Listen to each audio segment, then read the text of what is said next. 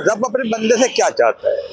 अच्छा, बंदा रब के लिए कर भी क्या सकता है, उसके नाम से मिठाइयाँ बांट सकता है, लेकिन सच तो यह है कि रब अपने बंदे से चाहता है कि वो अपने आप को कभी भी किसी भी एज में आके सुधार कर ले, जिससे कि ये दुनिया चलती रहे। क्योंकि अगर लोग बुरा करने से डरेंगे नहीं तो फिर उसको लगेगा चलो ख़त्म करते हैं, दोबारा करते हैं।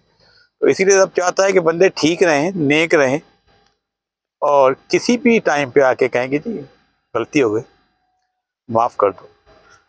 तो ये मेरे बिल्कुल अपने विचार हैं, जो सहमत नहीं है उनसे कोई वो नहीं है। लेकिन मेरा मानना यही है कि रब को आप क्या दे सकते हो, क्या हो, क्या आप एक बुलबुला भी नहीं हो पानी का। तो इसलिए रब यही चाहता है कि ठीक हो जा भाई, वरना सबको ख़त्म कर दूंगा।